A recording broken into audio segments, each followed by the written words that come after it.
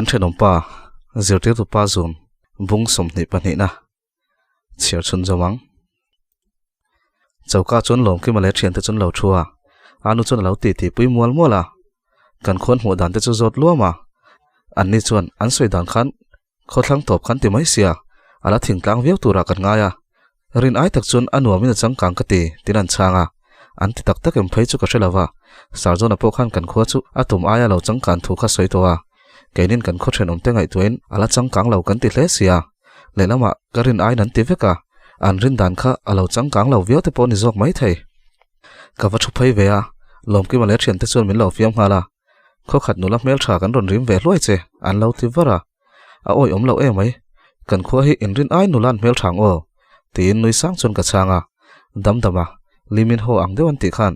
nia kai pon zia hlom zuk ka ti a lo ti ve boka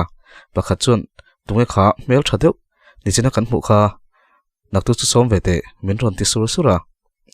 tunge chu mel than tam ka ti chu tu berange ka van shelo wani amni ka ti chuan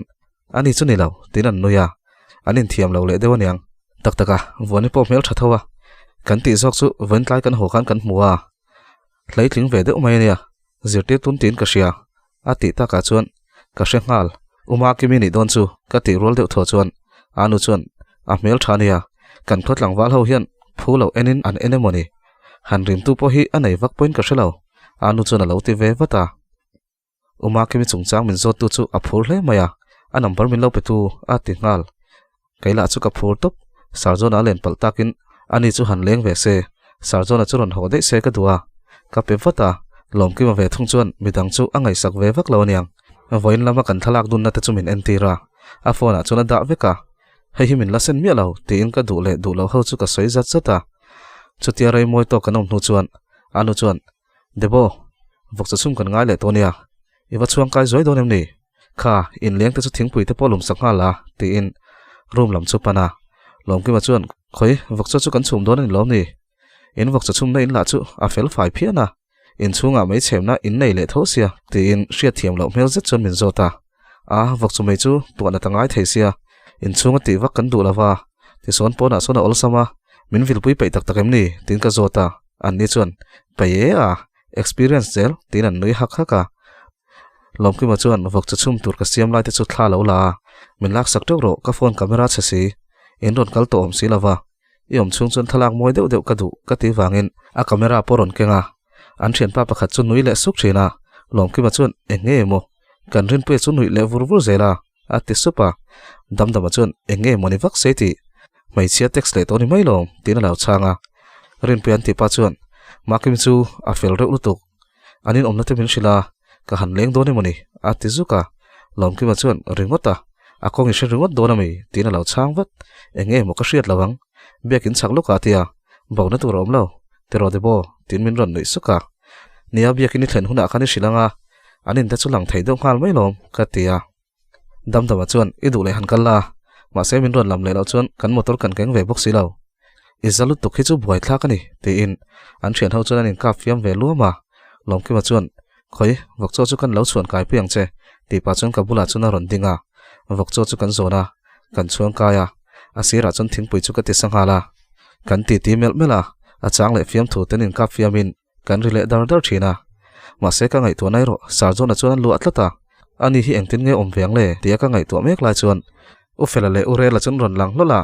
dei kan ron leng tin kan vok chu chum na lam chun ron pana u fela chuan kain leng ta chu ala mu ve lo wangin tu te nge tin min zot wata u re la jok chun lo chang thoi boka an hanin che bai luama u fela chuan nakina thingpui kan ron inang thian pa hi ron lang na nge tin min mit mai zewa a ron lang lo wen tlai tang khana ron lang lo a ti tawaniang ka ti lai chuan bona chun khu khar ri ka sia sarjona chu varanda chu na lo thu ve reng chunin kanin biak na chu alo ngai thla ve reng nge ni chenteu in ron leng don sia kalo hak rang cheu sin aizol no lan ron leng don ania ron kal ro alo ti vara kai chuan nia vakal ro khopui tlang walin leng ka nei bok sia ka ti ve khera uma ki mi te na leng lo chu ka ril ru ha dam huai mai dik tak chuan ai zon la te ai kha chuan ka thik chiang ani dam dam chuan debo roti kha an veng hlaim aron ti le sup thina lom ki ma chuan vei deuh thin ve tina lo fiam zuka dam dam chuan chulam poni lo a fel reuh ema homa kan leng veng chu thianin siam hme na zel lai deuh chuan atia dam dam lai mel chu a hmu nom phian mai an ni chu an veng awa mor dewa an ron leng zan tin deuh tho thina sin le zanin po hi an ron leng mai theini kan bechin don em ni ka tia dam dam chuan a poi mi alo ti supa grupa chuan ka soya para chu lo phur le ber to vani chuan karon pan thlang che atia ruati chuan kai hiang tin nge niang kai man karon kal ngam teu lo aron ti para chuan oi lo tur pakhat mam lo in veng kha ram huai puna tlo pai lawang alo ti vat anin hial le ngal rin pe chuan ka va hroi don mi chuan maki mi tina chuan katlang halanga atia lom ki ma chuan rang zet hian oh ni ro se kha om hle thei to lo an thian te chu ron thleng se ruati chu wala mula ti chuan ikal donia tina changa dam dam phone chu ria ke thini te hlol chu an in om hnein min ron call ani hrim atia phone chu chang chun zomin oh hello enge ati ngal to nga mai chelen chu moi lo tina changa le lama tanga ron betu chuan papu yapana phalvek sarjona tina khan kan leng don in le na bul lo kan ti lo mole min ron hroi te atia rin pe chuan i thian te pani po kilometang thawin ani lo min ron chuk don alo ti ve sepa o ni e ka ti chuan a thatlo chu ke thini te chu ka han lamanga i thian te chu ka to tak lo le ka ron phur thlave nga langa ni mai lom ti in an motor dana lam chu pana ti chuan veng sang lam pan chuan in khal chawa lom ki ma chuan ma ki mi kha chu a chil e mani a phur tur khop mai ti in a chan chin chun sai zuya kei po chuan a mel thave e malom khopui lama om char chara kan khua chun kum ni thum vel bak ala om lo mai thei nangin thai ti velo mi ka ti chuan ti thawa ma se a aya mu chak le thati zo kan na ya ti ro dam dam ti in min mel zuka he pa hi min khop ve chuan ka du don mi lo nia thian te tin ka be tha tin number ka pek chan po thalak ka don du wang chaw nia noi chung chuan in ti oi om lo e maya ti in ka chang maya thingpui te chu kan siama an ni chuan thingtlang nun chu zale nan ti thu le nuaman ti thu te chun sei luama kai chuan ka lo tui ni vezel boka sarjona te in lama chuan an ri le lai thina anin ka dan nin ka ria somi te ho chon ka rel run ti phok lek kai ni lam kan thoma re si sarjona te in lama chuan benga tun hru rang hi ni mai chutia kan ti mol la chuan para le vani te tin mi khwal nula pani te pon ron thlenga oi chung nula pani chu an leng don tak mole an van sak lau tak ka tiril ruwa para le vani chu vok chu chum na chon ron phain lal de bro ki nuam lo ti vel lutuk hu hetiang in rim vel hi tong kha top aron ti ngal phora vani chuan oi ron kalpo ka tum lo para hian atur hian min tur ton chum chumi pa lo lampang ati zeu chu para chuan van chia ati luka para chu ka vaina ani mo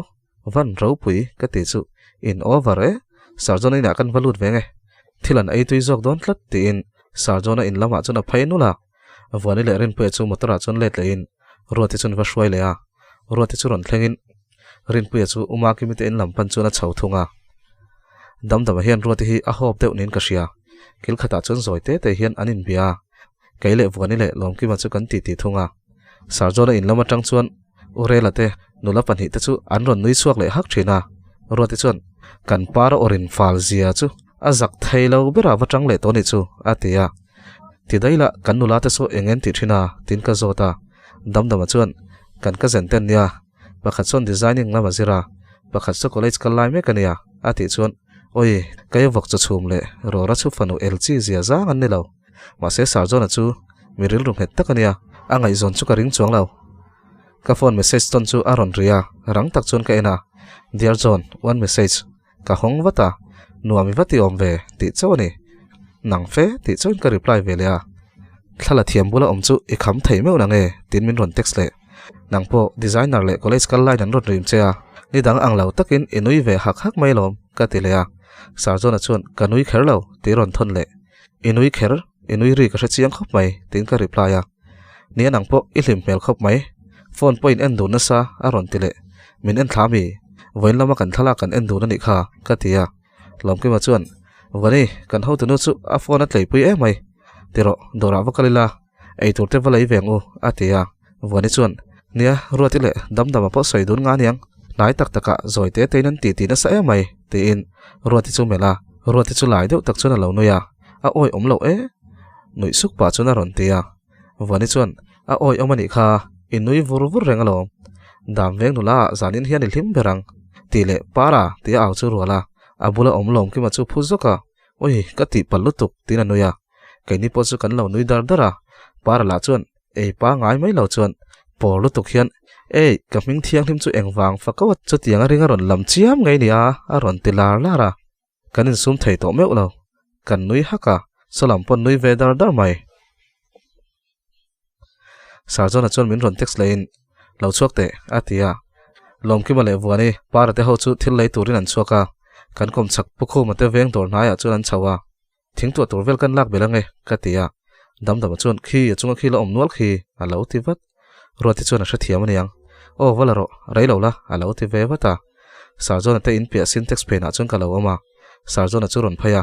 nuami vati om ve a ron ti ringot nangpo engtin ngai ron chu san thei zoka le lam hoi mak pa chuan katia ka inania ka du hun huna ka chuak thailom ati chuan I in pon ni lo mi ini loasin ka tile I trong thei ni chu khapa khana wat nei che ve atile muka I thi ka ni kha ka ti ngal thi ke ka thik turin in omalom ati muka nangpom mai che samsei zo kha I wat nei ve ka ti ve ngata I thi ka ni kha ati ve le thik reng e inin chom don ani lom ni ka tile khera inau pangchia lutuk ati khang lang nangmani kha voina tanga nau pangchia jok char chu ka te chuan FBI ten lo in bethina atile supa I hawe FBI kan in biak pon chu tiangin in ngai zona lam kan sei lo shim hetan ron kal don ti po ka shelo katia khoi ani inin biak na kalo check atia a mine phone in check sakti vel tul lo ti thu te soya kan mi mal nun te chu kan in sa sakin privacy te thlenga in khoi sakle in shet saktum te chu anau pang chein ngai zon lutuk ati lai kha kala shrenga anau pang chi e mai ka ti de muka I phal lo ni kha atilea kha ka phal lutuk tin ka phone chu ka pe a cheka a star cheni hi ati supa tu pon min star ang chu tlom du hau lo chuan ka tia u fela chuan sarjona churon aw vakal le tor ke po ka phaidon ka tia kalsan ka tuma ka bana chuna ron vuan chuta loading lokte ti in alama chuan min pot phaidora kamita tak chuan min ron melin ka ta chawi ni kha shereng ro ti pa chuan zoite chuan min kisa ke po chuan ka foblet ve ngala thom kan ria kanin thla wata a khu pa chui sakin nangpo ka tai ni kha shereng ro noi suk chuan ka ti veya ana ani vakal ro tianuin anin lam chu pana kom chaklama tang chu vone le long ki ma para te chun ron chuka kan vok chu sum na ka wa thleng chu dam le ruati po kutan lo in vuan chial mai ahem thing ka humi alo ka te chuan rang deuh chuan anin thla lom ki ma le vone chuan ei turan lai chun bola ti chuan kan eya dar som pakhat vel chuan hon tum towa ma serin puya ala ron chuk tlat lo an han phone thina ka ron chuk ati renga a ron thleng thei bok si lo ke thini ta thian dun po chu an ron phaya kol le te u papuya te laka ain thlasun om te mai nia an ron ti thina an beidon to pa chuna ron thlenga a ron hlim ho vel tup che fuin ti mel lutuk ma se uma ke mi hi chu kan hriat sa a du mi alo po lom takina siam vek thei mi biak hi thiam ve a du ngat phai chu mi tam takara po mi dang hriat mang lawin a du na tilang thei chu tiang mi chu nia mi khwal leng hal ama han rim tu chu tha takin lo kom don ti hi hriat sa reng orela tak ngel po kha chenin ngai zong ang mai ain zui tir thei nia rin pe chun ha mol mola naktuk lama dil zaw kal tur chuan ro man na chu kan siama ti chuan in mang thari photin an chuak sang sanga roti chun wa thla phota para le voni po an chuang tlang ngala an ni hawan chuak chia chu a re duk mai orela le ufela chuan sarjona le kai chu chu kan ni le towa reivak lo chu kan vok chu sum na chuan kanom le a vok chu kan suana ufela chu ka khongai ru hle maya ho hre thu zoite hina soile sup thina orela chuan a hawe mai ho hre su umoi pi pona holawang che atia kai chuan nia ufel a haulutuk a holaw lutukang che ka ti ve ringota ufela chuan ani lo mi pok hi ain thadu lo kan ina chuan mi sang dai angin kanom ri ni mai ati chuan sarjona chuan thian pa pi moi pi khi mi puitling takania a ho hau lawang che chuti rol chuan ain thlasung te po ani jok mai theisin nangma jokin thatakin be masala chuan a thei sam chuan zu hi in lo teu ati rol chuan orela chuan nia harsa ve ni alo ti khawa sarjona chuan a harsa ti ringot tum veula ani lo point noi deuh deuhin om lo ula in rui te hian pona rui bul bul lo ula in dan tok thiam ro tiang chuan tu man mi pa ngai an ngai lo ang cheu ti na fui mol mola khi kan sar so male muana te pon zu chun in ve thawa ma se tu man an ngai ne phalo khi an zu roi lai mu tur po an om ngai mang le ne tiang tal khian ti tum ve ro a ti char chara u fela chuan nia kan lo tum don ni chen pa chawang naktuk chu dir zau kal chu in ti tak takem ni a tia sar chona chuan min ron mel zukin chak falan omang kal ro se a ti khera kai chu ka ngoi du bik lo a tur tu na to viawang kan sar hi ka ti ve khera ore la chuan soi fel te u ni chi na tang khan in khak chak ti ka hreto chawang a tia an chau nal nala sar jona nen chon rei lo te chu kan in hial le a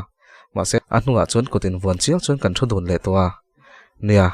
in thik ton na chu mangai na wang chaw ni sarjona po in la thik thu chalo viau ma se thik turan han om tak tak chuan a thu hle thei bik lo keima ang ve tho ma se min thik ani ti ka hriat na khan ka tha ti muang jok dei min thik mi lo se ka ngai te po thalo jok hial mai thei ni naktuk kala tum lo chu ka zota ani chuan vakal ro ka kal pai po ka ring lo ati chuan om huna tang hian min lo thik le viau ange ka ti supa ani chuan thu tak deuh hian ka ring tok chelom ati chu ka oi lo lutuk chiamo ka ting halvat zoi te chuna tia va han zoi le si ve tin kanuya o ka hlau thong ve do lo ka upat to em hi nangin min kop chuan bial nu ka nei le to po ka ring lo noi sun sun chuna tia ilak em kha ka ti vata oi om lo tak taka heng te chu rei don lo nakin luka ka tar don ati chu I over ka ti luka ka tar hma ngai ka chai tlu cha ka in du tir thei lo cha hi alomom tin anui suka itar hun chuan I rau ka khom mayang tin kanuya ka rau chu nang ma chau hi ni ta la ati chuan a hlu om lo emai tin ka changa kan ti mel mela sana kan han en le chu dar som pan hi lo pial to a sarjona chuan ani muang ti in a in lam chu pana keipo kanin lam pan chuan ka phaya mutmuna chuan voin lama sarjona ne na kanin kar chu ka ngai to le ta kanuya zatopa ma se alim phian mai khatiang tak khana thik thulo cheve ni ti ka hriat pha sarjona chuan min ron teksa kamu thei mi lo ka ngai chaniang ti hi min ron thona muro kanin hu zo chia ti a reply in a message chu ka share noi vurvura in mangai na khovel hi ka voi khat experience na nia anuam ka ti achanga ti tote achanga in duat te achanga in hnial rap rap te chuan in mangai em te anuam vel ve ka ne mai sarjona message share chuan kanui le vurvura sarjona chuan min ron call in thanglam varanda lo dak lok te aron tile enge avot reu si ti pa chuan ka thau chuaka thanglam varanda chuan ka chuaka noi sak chuan min lo ena nichin kha ka mu chiang lo lutuk chia chu wang chu niang ka mu thei mi lo ka mu to bok chia ti kha chuan valut le toro ati chu ka ngei tup I over ka ti luka phone chuan kan line bereng tho kanin mu phain phone tel lo po chuan du thu samin kan opo kanin hreton reng thawa kamudon ka kal tin ka phaya ani po chu lut vele maya te chuan chu zan chu kan mangral vele ta ni atu khoron wara ka phone chu kan han cheka sarjona message le lomkima message alo oma ka hong hal wata sarjona chu ka reply a lomkima message chu kan en le a lomkima message chu ka en vele wata naktuk zinga tangin leyan siam than le to dona kongan block le si dona wangin voina man mo deun kan hole to mai kan len mu le donia ti chu min ron thona ka ui reu top thalak moi tok nei kala thusin kan dil zau nge ya chutia dil zau kal le thei don tak lawa chuan kamului le data ma se sunday jingkar kanu alarm chu off thei ni velo wan ming lian chome lo siam ro inau po kha kai thong hal ro chome siam lo zok zok in tual so phia ro so thenom te chuan anin zon an ti file le hlo to so ti ina awa kan tho lo chuan min kai tho thom chu kan veng zong zong hian hram mayang pai lo tok chuan ka thau chuaka ka phone chu ka en le a kan thian ho group the forum me go sa chuan voin lam kan hun man dan tur chanchin chun la ron soya eng man la hre ve lo niang lom ki min ron text na chu ka screenshot ta ka thona oi ka phur ve nen tin an ui hlom topa nia dik tak chuan mai chetan hi chuan mani lan thatna le mani lan na thalak moi tak tak nei hi chu anuam ve e mani ka dem lem lo ma se thil ti thei om miao si lawa purenga thu sei boring zet nga thaturin biakin lam kan pan le dam mai niang chu nawi chu ron thau chuaka a mai te phi zo chuan sunday jing dang ang bokin tuala phiata kaipo phun noi lovin eirong ka bol tur mai vok sarep chu tlem kan la nei wangin arpo kan tal lem lawa te chuan kan in pei fel nu chuan chote ain Sunday jing dang ang bokin sarjon atenen chuan in khom turin kan in zui le dam dama hun le ni herliam ve zela October boruak nom hun lai kan thleng chawa sarjon at school chuan te san nei dona wangin ama po abuai ve hle a chumdang angin ron lang tam lo phone atangin kan in bena sa thunga ma se in thenom loka kan nia akhat moi tok chuan kan in mureng tho kan vok chum na ka lut chu vok cha thing tur kan nei le to meu lawa para chu thing phur puya ka soma midang ho po chuan an lo du ve lawa dai na ya thing ro jong tur chuan kan in ruam mana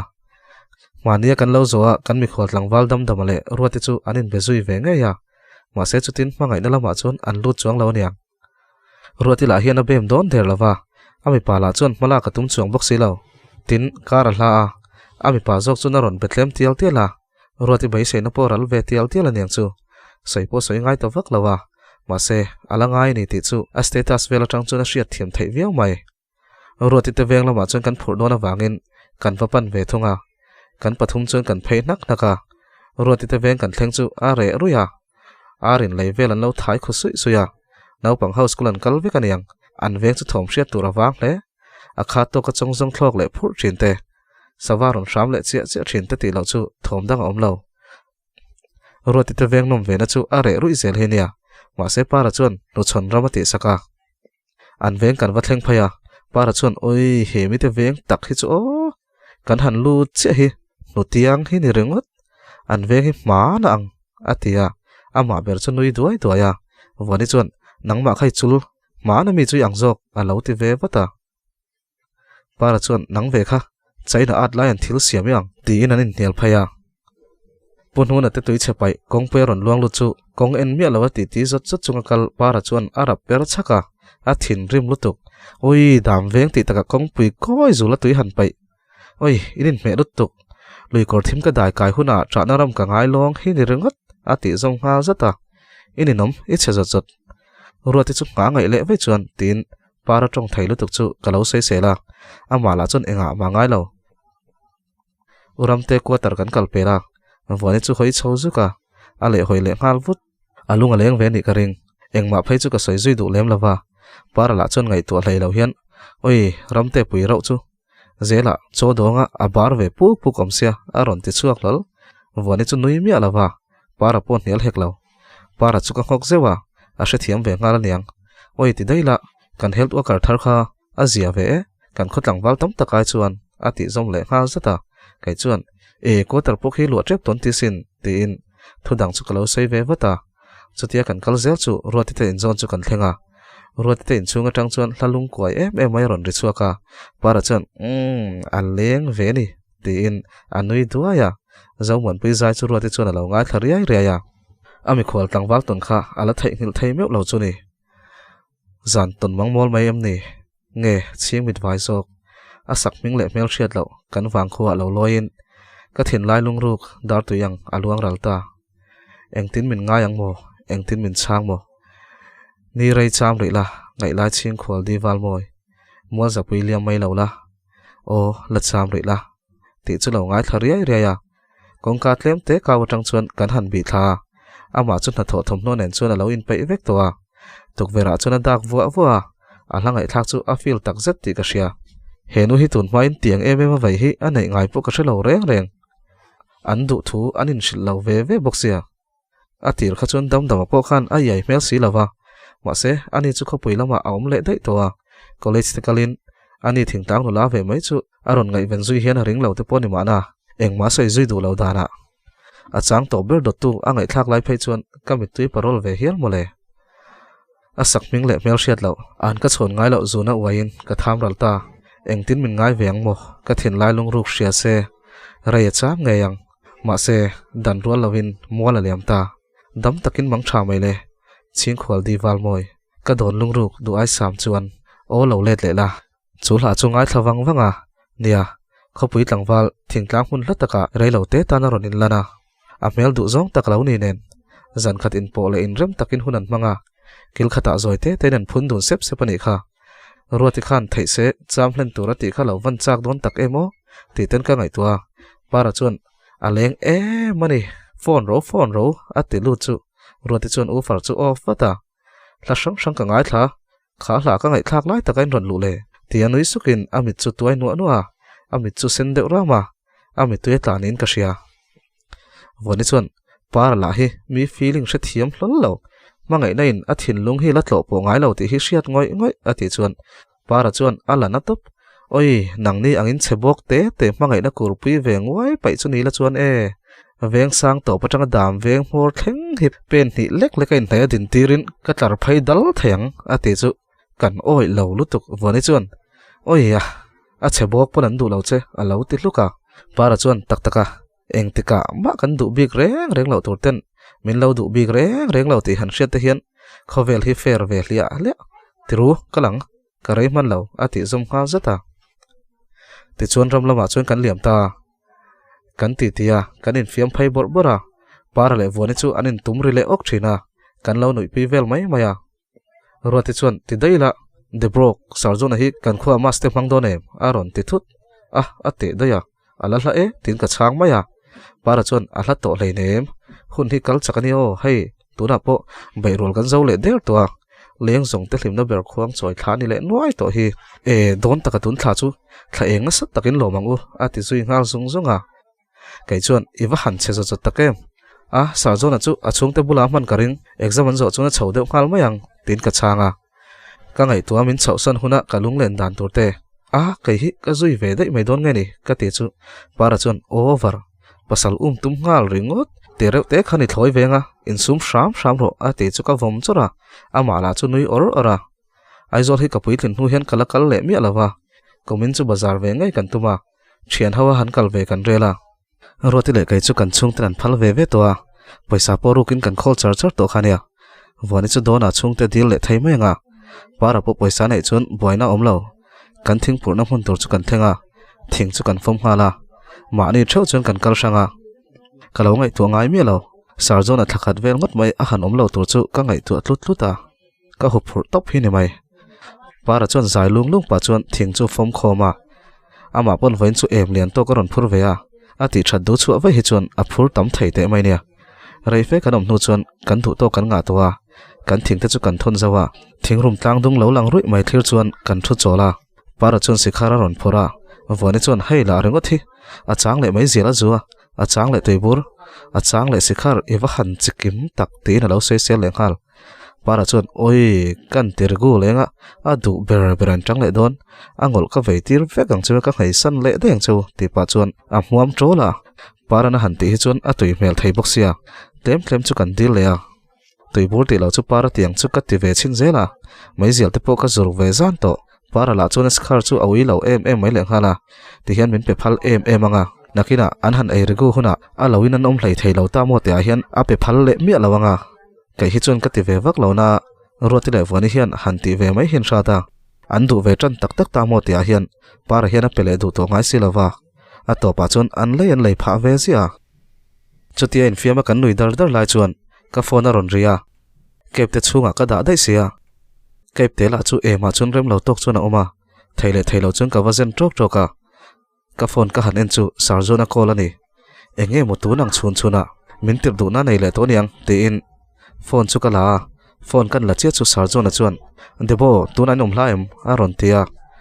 a o chu hlau thon mel to pa ai la lo enge tin ka chang maya